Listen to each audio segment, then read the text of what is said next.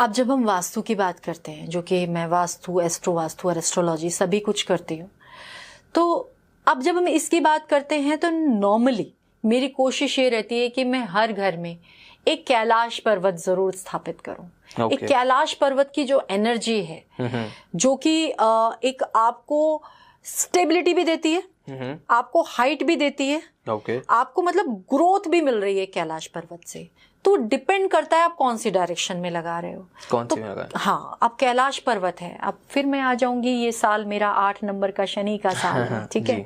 शनि का साल है। बहुत लोग इस टाइम, जो जिस तरह के फोन मेरे पास आ रहे हैं, जिस तरह के क्लाइंट्स मेरे पास आ रहे हैं, नॉर्मली लोग इस टाइम पर राहु केतु के ट्रांजिट से बहुत परेशान हुए हैं। जो राहु केतु के भी ट्रांजिट हुई है 30 अक्टूबर को, उससे बहुत परेशान है। साथ में शनि का साल आ गया। तो राहु केतु को तो क्या चाहिए कि मतलब वो शनि और जब राहु दो मिल गए तो पूरा उत्पात मचाने के लिए कईयों की तो उसमें पूरा तैयार है जी। तो इसके लिए आप क्या करो, आपको क्या है कि आपने एक कैलाश पर्वत लेना है। मैं कैलाश पर्वत में आपको चीजों का ध्यान क्या रखना है कि वो पीक, वो मुझे परफेक्ट कैलाश पर्वत चाहिए। चाहे वो आप किसी से बनवा लीजिए, कहीं से पिक्चर डाउनलोड कर लीजिए।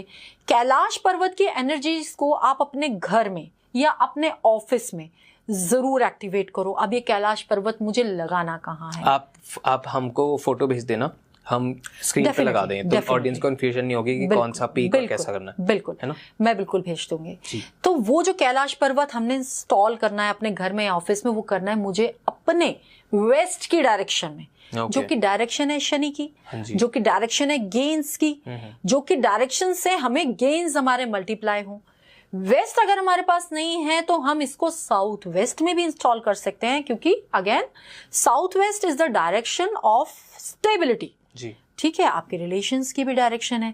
तो आपके काम में आपको स्टेबिलिटी मिले, ग्रोथ मिले, उसके लिए आपको अपने वेस्ट की डायरेक्शन में एक कैलाश पर्वत जरूर लगाइए। कोशिश करें एक शिव जी का साकार रूप, निराकार नहीं, साकार रूप अपने मंदिर में जरूर स्थापित करें। साकार रूप में क्या, पूरा शिव परिवार। शिव जी अकेले रहना नहीं पसंद करते, वो रहे कैलाश पर्वत पे हैं, मगर वो पहले जब तक वो विवाह में नहीं गए थे, वो जब तक फैमिली मैन नहीं थे, बिल्कुल, तब तक वो अकेले थे। मगर जब वो परिवार में उन्होंने अपना वो एक परिवार बनाया तो वो उसके लिए पूरी तरह समर्पित थे। तो पूरा एक संपूर्ण शिव परिवार जब आप अपने घर के मंदिर में रखते हो तो आप लोगों के आपस के बॉन्ड स्ट्रांग होते हैं। तो वो चीज बहुत इंपॉर्टेंट है। तो एक शिव जी को अपने स्थान दो। सुबह उठो, एटलीस्ट आप कम से कम एक सुबह उठते ही अपने बिस्तर पे बैठ के ही एक हर हर महादेव या ओम नमः शिवाय के जाप से उठो जी। वो एनर्जीज फ्लो करो। आप जिस भी घर में रह रहे हो, ऑफिस में रह रहे हो, एक थोड़ा सा वो एनर्जीज, एक मंत्र लगा दो ताकि वो एनर्जीज फ्लो करें। इसके साथ ही एक मैं आपको एक और रेमेडी दे रही हूँ। नॉर्मली जो लोग गाड़ी में कई बार ट्रैवल करते हैं और कई बार उनको बहुत डर लगता है या कोई ऐसी चीज कुछ खुद होती है लोगों की कि भाई मेरे साथ ऐसा हो जाएगा, वैसा हो जाएगा। कुछ नहीं, गाड़ी में बैठो, एक शिव तांडव लगा दो। एक शिव तांडव की जो एनर्जी आपकी गाड़ी में फ्लो होगी, जिसमें बहुत पावर है, वो लगाओ। फिर देखो आपका वो ना तो वो डर रहेगा, ना किसी तरह की प्रॉब्लम्स आपको कभी आएंगी। तो ये मतलब एक शिवजी से ही इतनी सारी रेमेडीज हैं, हमें और कुछ करने की जरूरत नहीं है। आप अपने मंदिर में एक मंगल कलश स्थापित कर सकते हो शिव जी के नाम का।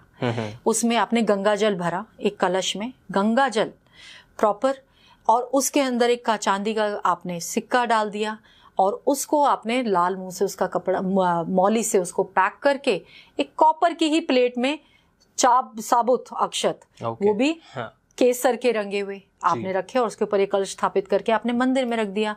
जब भी आपका गंगा जल कम हुआ उसमें आपने भर दिया।